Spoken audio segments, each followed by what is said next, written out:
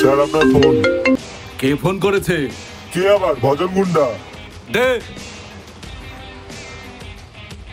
হ্যাঁ ভজন, তোকে যে ছেলেটার ছবিটা পাঠিয়েছি না, সেই ছেলেটার ঠ্যাং পা হাত পা ভেঙে গুড়িয়ে দে। ওর এত বড় সাহস, আমার মেয়েকে প্রেমের প্রস্তাব দিয়েছে। আপনি কোনো চিন্তা করবেন না স্যার, কাজটা হয়ে যাবে। জয় জয় তারা, জয় জয় তারা।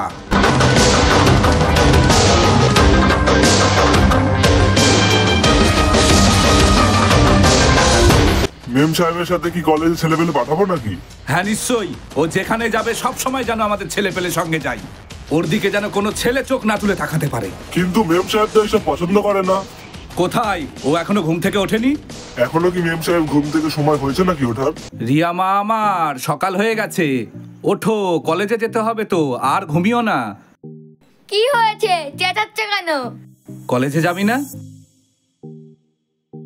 না ড্যাডি, আজকে কলেজে যাব না, আমার ভালো লাগছে না।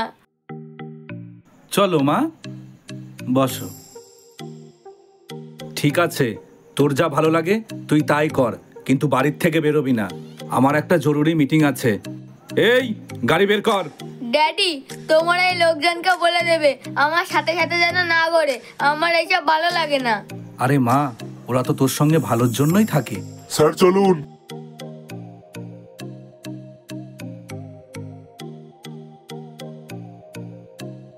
ড্যাডি মিটিং এ গেছে, ড্যাডির আস্তে আস্তে বিকেল হয়ে যাবে, এই ফাঁকে আমি রবিনের সঙ্গে দেখা করে আসি।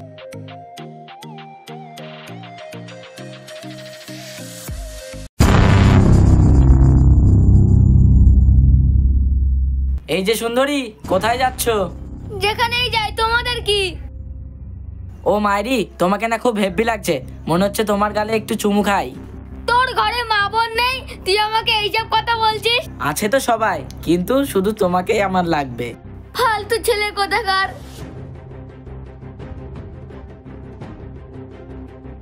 এই, এটা কার মেয়ে রে? এটা আমাদের গ্রামের ভানু প্রতাপের একমাত্র মেয়ে, এর উপরে আমার এতদিন ধরেও নজর পড়েনি। ওর বাপ যে ডেঞ্জারাস, ওকে বাড়ির থেকে দরকার ছাড়া এক পাও বেরোতে দেয় না। একবার যখন ওর পরে আমার নজর পড়েছে, ওকে আমার চাই। কিন্তু ওস্তাদ, মেয়েটা তো প্রেম করে। কার সাথে? বিনয় চাষির ছেলে রবিনের সাথে। দেখছি শালা হয় আমি রবিনকে। বিমল, ভালো লাগছে না কিন্তু ছেড়ে দে। আমার তোমাকে ছেলে মনে হচ্ছে? একটা মেয়ের হাতে তুমি চিনতে পারো না? তুমি এখন এখানে কি করতে আসলে? কেন, আমি কি তোমার সঙ্গে দেখা করতে আসতে পারি না? তুমি যে আমার সঙ্গে দেখা করতে এসেছো, তোমার বাবা যদি খবর পায়, ভেবে দেখেছো কি হবে? যা হবে দেখা যাবে, আমি অত কিছু ভাবি না। রিয়া, আমার মনে হয় না তোমার বাবা আমাদের সম্পর্কটি মেনে নেবে। বাবা না মানলে পালিয়ে যাব আমি আর তুমি অনেক দূরে। সবকিছু অত সোজা না রিয়া। আমি অত কিছু জানি না, আমি তোমাকে ভালোবাসি আর তুমি শুধু আমার। আমি জানি তুমি আমাকে অনেক ভালোবাসো, আর আমাদের এই ভালোবাসা চিরকাল থাকবে। তুমি শুধু আমার।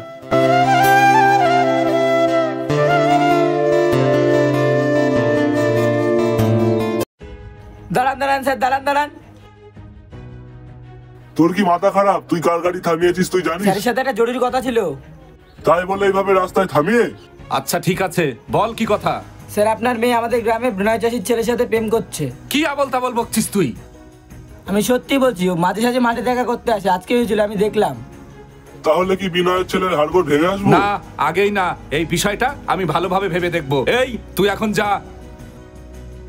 রিয়া মা, তুই নাকি আমাদের গ্রামের বিনয়ের ছেলের সঙ্গে নাকি মেলামেশা করছিস?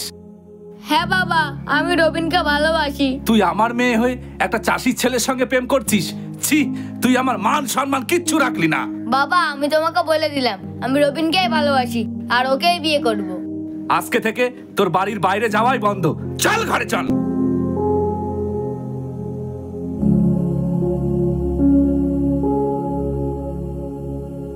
বাবা, তুমি আমাকে আটকে রেখে আমার ভালোবাসাকে শেষ করতে পারবে না। এই রবিবার আমার বন্ধু ভবানী প্রসাদের ছেলে পাপাই লন্ডন থেকে ফিরছে, ওর সঙ্গেই তোর বিয়ে ঠিক হবে।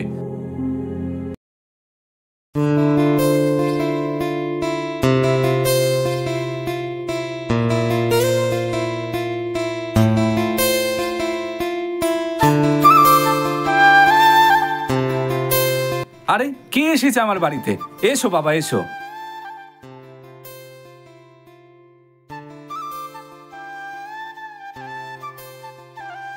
তাহলে বাবা, আমার মেয়েকে তোমার কেমন লাগলো?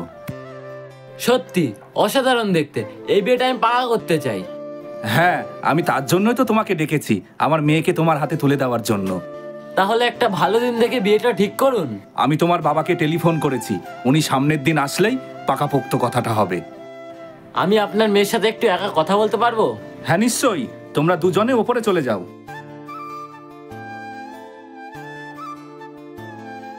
তোমার এই বিয়েতে কোনো আপত্তি নেই তো? তাহলে আমি তোমাকে সত্যি কথাটা বলেই দিই। কিসের সত্যি কথা? আসলে আমি আমাদের গ্রামের একটা ছেলেকে ভালোবাসি, আর ওকে না পেলে আমি মরে যাব। তাহলে তুমি তোমার বাবাকে একথা বলছো না কেন? ও গরিব বলে আমার বাবা ওকে কিছুতেই মেনে নিচ্ছে না। তুমি কোনো চিন্তা করো না, তুমি যাকে ভালোবাসো তার সাথে তোমার বিয়ে হবে, আমি তোমার পাশে আছি। তোমাকে অনেক অনেক ধন্যবাদ। ধন্যবাদ আর দিতে হবে না, তুমি আমার কপালে নাই থাকলে তুমি যাকে ভালোবাসো তুমি তারই হও।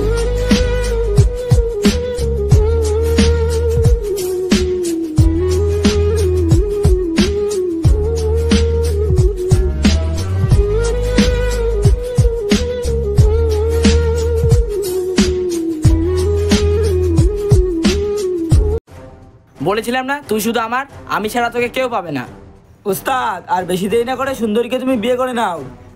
দাঁড়া, বিয়ে তো করবোই, তার আগে ওর বাপের কাছ থেকে 10 লক্ষ টাকা নেব। গদা, ফোনটা দে। এই নিন উস্তাদ। হ্যালো ভবানী প্রতাপ, তোর মেয়েকে যদি বাঁচাতে চাস বড় জঙ্গলে চলে আয় 10 লক্ষ টাকা নিয়ে। কি, তোর এত বড় সাহস? আমার মেয়ের যেন কিচ্ছু না হয়, আমি এক্ষুনি আসছি। এই গাড়ি বের কর।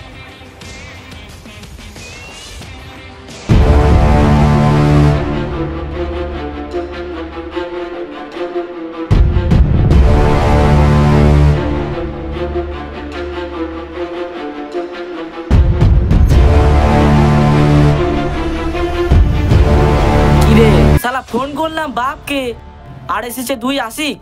শোন, ওকে ছেড়ে দে বলছি, না হলে তোর সব করার কপালে বিরাট কষ্ট আছে।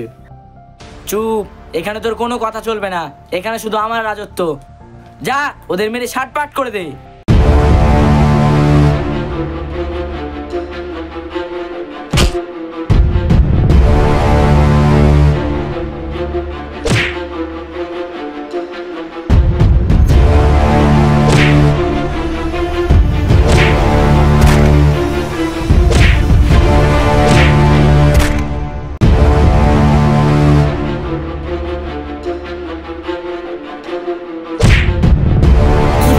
বড় লালা হয়ে গেছিস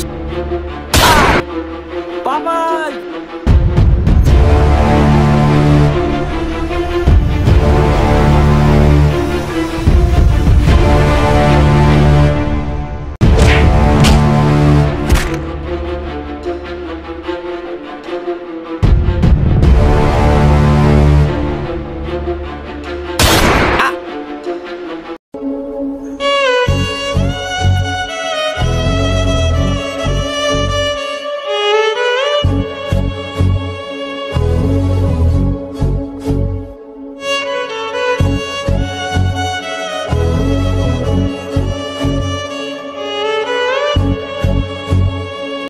মা আমার, তুই ঠিক আছিস? বাবা, আজকে রবীন্দ্র না থাকলে তুমি তোমার মেয়েকে ফিরে পেতে না। আমাকে ক্ষমা করে দে মা, আমি বুঝতে পারিনি, আমি জানতাম না আমাদের গ্রামে এত সুন্দর একটা হীরের টুকরো ছেলে ছিল। রিয়া, তাহলে আমি আসি, তুমি তোমার বাবার কাছে ফিরে যাও।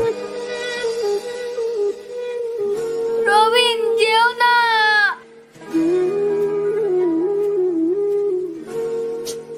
বাবা রবিন, যেও না তুমি, দাঁড়াও বাবা, দাঁড়াও।